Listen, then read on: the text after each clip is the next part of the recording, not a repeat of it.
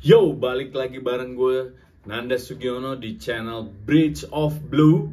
Kali ini gue bakal merating beberapa pemain Chelsea dari matchday ke-33 antara Fulham melawan Chelsea.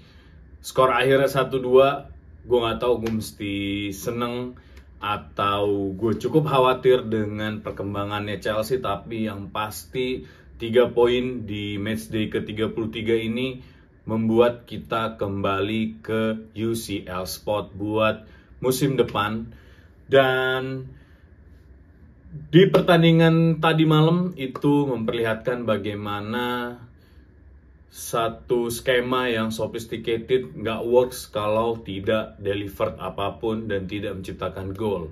Dan harapan gue semoga Maresca bisa banyak belajar bahwa permainan yang indah itu belum tentu bisa membawa tim meraih kemenangan. Dan itu dibuktikan tadi malam, walaupun secara possession kita masih menang dan beberapa variabel statistik kita masih di atas Fulham. Tapi kalau dilihat dari statistik yang ada, pencapaian statistik kita di matchday ke-33 ini jauh di bawah rata-rata statistik yang biasa dibuat Chelsea setiap pertandingan di musim ini. Dan itu menurut gue adalah satu gebrakan dan membuktikan bahwa pragmatisme itu memang tidak bisa dilepaskan dari pertandingan sepak bola, terutama dari core-nya Chelsea Football Club. Dan kita tahu siapa aja yang bermain bagus dan apa aja rating buat para pemain. Jangan kemana-mana, tonton terus sampai habis. Dan buat kalian yang baru join, jangan lupa buat subscribe, klik likes, dan komen video di bawah ini. Kira-kira apa aja yang mau kalian tahu tentang Chelsea Football Club, dan gue akan mencoba untuk membuat video itu. Oke, come on Blues.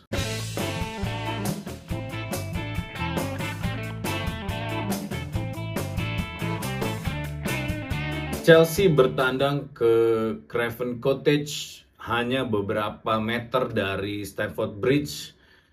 Berbekal para pemain yang sudah mulai fit dan setup game yang biasa Maresca jalankan, yang sudah dikritik beberapa pertandingan terakhir oleh para fans bahwa filosofi Maresca ini terlalu rumit dan terlalu dipaksakan. Karena ada beberapa isu juga yang menyatakan bahwa beberapa pemain sudah mulai tidak nyaman dengan posisi bermainnya di formasi Maresca sistem ini.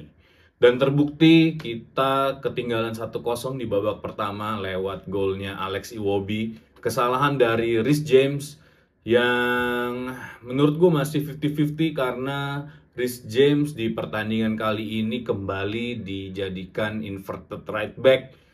Dan seperti yang kita tahu, sejak matchday ke-18 para inverted dan Maresca system ini udah mulai basi ya di Premier League, karena rata-rata seluruh manajer sudah bisa nge-breakdown formasi ini tanpa ada upgrade sistem yang dilakukan oleh Maresca. Oleh karena itu menurut gue Maresca harus cepat untuk mengambil keputusan mengubah pertandingan line up-nya menjadi lebih agile lagi, supaya di sisa 4 pertandingan terakhir kita bisa gaspol dan akhirnya finish di UCL spot buat musim depan. 11 pemain dimainkan. Sanchez menjadi goalkeeper, 4 backline kita ada Cucurella, ada Liva Colwill, ada Trev Chalobah, dan juga Reece James menjadi kapten kita di pertandingan di matchday ke-33 ini. Di pemain tengah ada duo central midfield kita, ada Caicedo dan Enzo Fernandez. Di lini serang itu ada Pedro Neto, Palmer Madueke, dan nomor 9 ada Jackson. Pertandingan cukup boring menurut gue, dan seperti biasa permainan possession yang dimainkan oleh Chelsea ini kelihatannya nggak kemana-mana, cuma passing maju mundur dan tidak banyak membuat peluang. Bahkan di babak pertama secara serangan menurut gue lebih impactful dari permainan Fulham. Sampai akhirnya kita ketinggalan 1-0 dan Chelsea kelihatannya udah mulai kesulitan untuk mengembalikan keadaan. Dan di posisi halftime gue merasa kayaknya Chelsea sudah kehabisan bensin dan harapan kita buat masuk ke UCL spot itu udah pudar. Karena dengan kekalahan melawan Fulham ini udah pasti kita akan terlempar jauh dari UCL spot. Di pertandingan babak kedua, pergantian pemain dilakukan. James ditarik keluar, dimasukkan Malo Gusto yang mungkin memang lebih fasih bermain inverted tapi tidak terlalu impactful, sampai akhirnya Madueke digantikan oleh Tyrick George di menit ke 78 kalau nggak salah ya. Masuknya George ini mengubah situasi di mana permainan mulai lebih berkembang lagi dan akhirnya kita punya peluang untuk nge-breakdown pertahanannya Fulham. 83 Tyrick George melepaskan tendangan yang menurut gue gokil banget sampai akhirnya bisa melesak ke gawangnya Ben Leno. 1-1 untuk Chelsea di akhir pertandingan ini di menit-menit krusial dan di saat harapan True Blue udah mulai memudar. Tyrick George membawa kembali energi yang selama ini udah hilang. Dan gue juga udah beberapa kali ngebahas soal Tyrick George di video-video gue sebelumnya. Menurut gue Tyrick George ini balik lagi punya modal buat menjadi world class player asal dia bisa terus mengembangkan permainannya. Dan pertandingan semakin memanas, Chelsea semakin menyerang, dan di 10 menit terakhir ini yang gue suka, di mana Chelsea udah melupakan seluruh filosofi Maresca system dan bermain secara pragmatis, bermain menyerang tanpa possession, maju terus, serang terus, dan akhirnya di menit ke 90 plus 3, tendangan Pedro Neto melesak ke gawangnya Ben Leno. Permainan yang menurut gua harus dicoba, permainan yang menurut gua harus punya fighting spirit yang tinggi, dan itu ditunjukkan oleh para pemain Chelsea di 10 menit terakhir di mana mereka benar-benar ngeluarin kemampuan terbaik mereka untuk memenangkan pertandingan. Dan 10 menit terakhir itu adalah momen dimana gue nggak pernah melihat spirit itu terjadi di beberapa match day belakangan ya. Mungkin udah sekitar 10 match day dimana Chelsea itu nggak punya fighting spirit yang mereka tunjukin di 10 menit terakhir di pertandingan match day ke-33 ini. Dan gue seneng banget dan gue berharap para pemain Chelsea terus mengeluarkan spirit kayak gitu, karena itu yang kita butuhkan terutama di 5 pertandingan terakhir. Dan gue melihat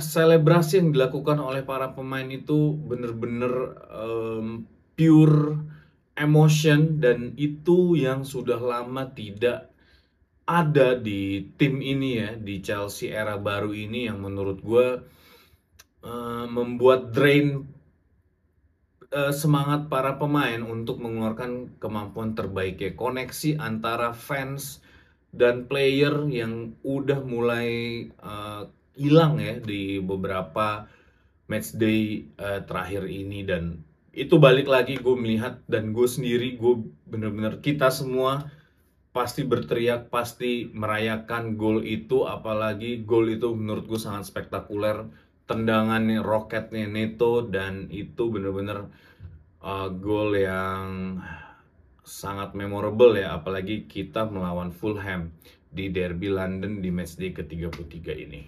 Kita bahas saja 11 pemain ini, kira-kira siapa aja yang bakal dapat box merah dan siapa yang mendapatkan box hijau. Kita mulai aja. Di goalkeeper ada Roberto Sanchez. Menurut gue Robert Sanchez ini akan gue kasih kartu kuning ya, karena ada beberapa penyelamatan yang cukup krusial, tapi golnya Alex Iwobi ini seharusnya tidak menjadi gol ya, karena harusnya tendangan Alex Iwobi ini masih bisa ditepis seandainya itu adalah Courtois atau Peter Cech. Tapi sayangnya ini Robert Sanchez dan kita harus menanggung em, kelemahannya Robert Sanchez ya, sehingga kita harus ketinggalan 1-0 di babak pertama. Sanchez menurut gue di pertandingan kali ini akan gue kasih box kuning karena balik lagi tadi ada beberapa save dia yang memang krusial dan berhasil menyelamatkan kita ya dari posisi imbang atau kekalahan pada saat itu ya. Di 4 backline ada Cucurella, ada duo central back kita dan Reece James. Menurut gue buat Cucurella permainannya di beberapa matchday ini mulai menurun ya, kurang impact dan mungkin dia juga merasa kurang nyaman dengan setup gamenya inverted yang dilakukan karena memang terlihat lebih sulit ya daripada awal musim untuk melakukan Maresca sistem ini dan mungkin karena memang seluruh pelatih sudah mulai bisa nge-breakdown formasi yang dibuat oleh Maresca. Jadi di pertandingan kali ini menurut gue Cucurella itu akan gue kasih kartu kuning. Duo central back kita, Liva Colwill dan Trev Chalobah. Buat Liva Colwill masih belum membaik ya, masih box merah karena pertandingan ini harusnya Liva Colwill bisa step up, bisa mengeluarkan performa terbaiknya.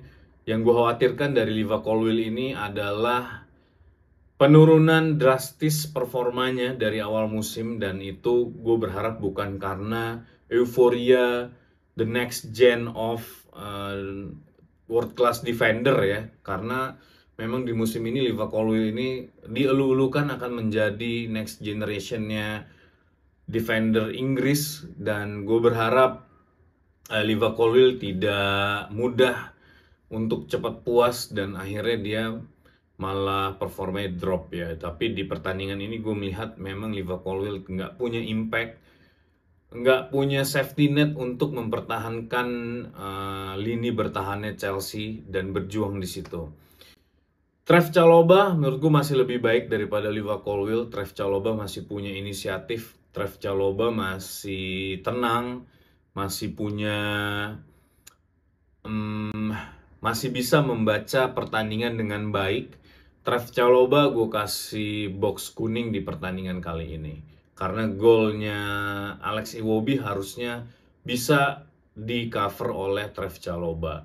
Reece James akan gue kasih box merah di pertandingan kali ini, tapi bukan karena quality individunya Reece James dan bukan karena cara Reece James beradaptasi di pertandingan ini, tapi lebih karena Reece James yang memang out of position dan dia adalah pure right back terbaik di dunia pada saat ini dan gue bingungnya kenapa Maresca memainkannya menjadi inverted yang akhirnya harus membagi konsentrasi antara passing, membawa bola ke tengah dan bertahan. Dan kita lihat sendiri di gol pertama saat Alex Iwobi melakukan running itu Reece James sudah ketinggalan karena memang dia lost ball dan akhirnya dia harus recovery position dan banyak proses yang menurut gue seharusnya tidak dialami oleh pure right back seperti Reece James ya. Dan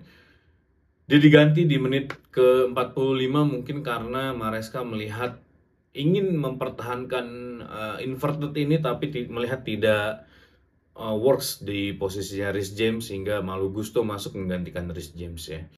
Dan sangat disayangkan ya, ini memang mungkin bad day buat Reece James tapi box merah akan gue masukkan ke Reece James.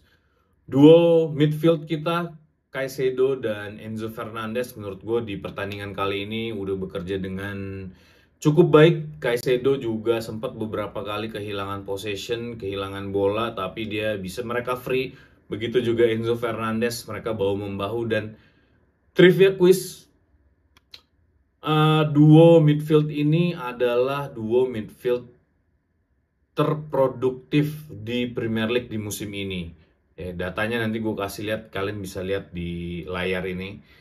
Karena chance creation-nya sangat tinggi antara Caicedo dan Enzo Fernandez ini dan memang itu sangat terlihat ya di musim ini bagaimana mereka bahu-membahu untuk membangun serangan dan mempertahankan eh, lini belakangnya Chelsea ini supaya lebih solid lagi ya. Dan buat gua dua midfield kita ini akan gua kasih box hijau, Caicedo dan Enzo Fernandez. Madueke, Cole Palmer, buat gue Madueke ini terlalu apa ya, terlalu roller coaster formnya. Di awal pertandingan gue sangat positive vibes dengan Madueke, dengan drive in-nya, dengan chance yang coba dia bikin, ya direct ball-nya.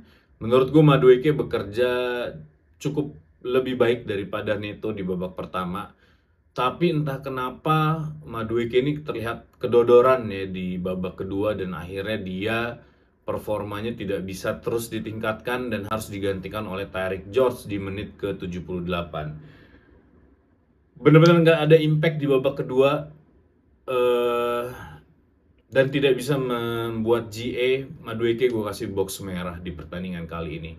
Palmer masih possible buat gue kasih box kuning karena permainannya Palmer ini sebenarnya agak sedikit berbeda dengan permainan dia seperti biasanya. Biasanya kalau dia udah mentok, dia pasti akan membawa bola keluar atau dia akan mencari partnernya di kiri atau kanan untuk membagi bola. Tapi di pertandingan kali ini gue nggak melihat itu ya. Mungkin dia terkonsum dengan ambisinya untuk balik lagi menjadi Palmer yang kita kenal di awal musim. Tapi harusnya it's okay, it needs time.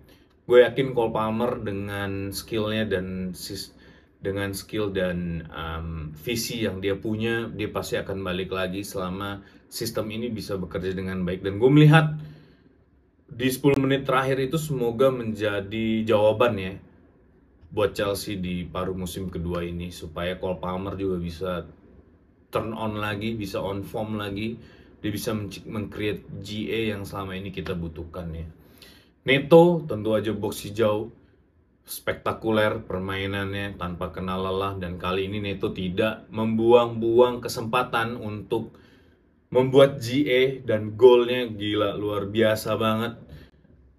Spektakuler, box hijau buat Neto. Jackson nggak impactful, tidak ada perkembangan dari minggu ke minggu, dan gue harus kasih box merah. Dan rasanya priority kita di transfer window musim panas ini adalah membeli striker dan juga center back ya, supaya kita punya puzzle yang komplit untuk membuat tim yang kembali lagi ke kekuatan terbaiknya di Eropa. Buat pemain substitution, gue akan bahas Tyrick George. Balik lagi, Tyrick George ini pemain yang sangat muda, sangat potensial, dan gue nggak sabar melihat Tyrick George ini bermain di starting line up di minggu-minggu berikutnya ya, di sisa musim ini. Dan gue rasa Maresca udah seharusnya memberikan Tyrick George ini ada menit bermain yang cukup supaya dia bisa terus mengembangkan permainan. Mungkin saat ini dia belum siap buat main di Premier League sepenuhnya karena memang dari postur tubuh rasanya sulit buat dia untuk bersaing ya. Tapi kita tahu di beberapa pemain muda juga yang debut di Premier League ini nggak langsung punya tubuh yang ideal ya buat bersaing. Tapi dengan skillnya, dengan visinya, dengan kecepatannya, Tyrick George ini menurut gue sangat menjanjikan. Dan gue bener-bener nggak sabar untuk melihat bagaimana aksinya Tyrick George ini bisa ngeboost performa Chelsea di akhir musim ini ya. Kita tunggu aja, semoga Tyrick George ini benar-benar bisa memberikan impact-nya ya ke Chelsea. Oke, kita bakal bahas juga untuk manajer Enzo Maresca. Kita bakal bahas 3 aspek di pertandingan ini. Yang pertama adalah setup play. Menurut gue setup play-nya Enzo Maresca ini udah bener, kecuali adalah komplikasi formasi dan sistem bermain yang dia ciptakan Gue nggak melihat itu sekarang adalah sisi positif dari sebuah tim, karena yang kita butuhkan adalah kemenangan. Gue nggak peduli mau menang 1-0, mau menang 2-0, mau menang 5-4. Yang kita butuhin sekarang adalah kemenangan. Mau itu gol bunuh diri, mau itu Kukurea yang ngegolin, Robert Sanchez yang ngegolin, gue nggak peduli karena udah nggak penting lagi menurut gue di akhir musim ini. Yang paling penting adalah 3 poin supaya kita bisa tetap ada di UCL spot musim depannya. Jadi buat setup gamenya gue sangat tidak setuju sama Enzo Maresca di pertandingan kali ini. Game management menurut gue cukup baik ya, dengan pergantian pemain, James ditarik dan Tyreek George dimasukkan. Itu adalah pilihan yang cukup ideal menurut gue di pertandingan ini. Gue acungin jempol untuk game manajemennya, dan substitution juga sama, gue acungin jempol karena memang nggak banyak pilihan yang bisa kita lakukan ya. Dengan squad yang ada, dengan penurunan performa yang terus-terusan terjadi, mungkin gue melihat Chelsea ini udah harus dirombak lagi buat musim depan ya. Mungkin nggak banyak, mungkin sekitar 30% pemainnya harus segera disingkirkan supaya ada fresh blood yang memang mau berjuang full untuk membela Crash ini ya, sampai kita balik lagi ke tim elit Eropa. Ini dia rating player versi gue di match day ke-33 ini ya. Jadi ada beberapa yang masih masuk ke box merah, dan kita berharap semoga mereka bisa memperbaiki performanya dan balik lagi ke top formnya ya di sisa akhir musim ini. Enzo Maresca so far menurut isu yang beredar tetap aman di Chelsea.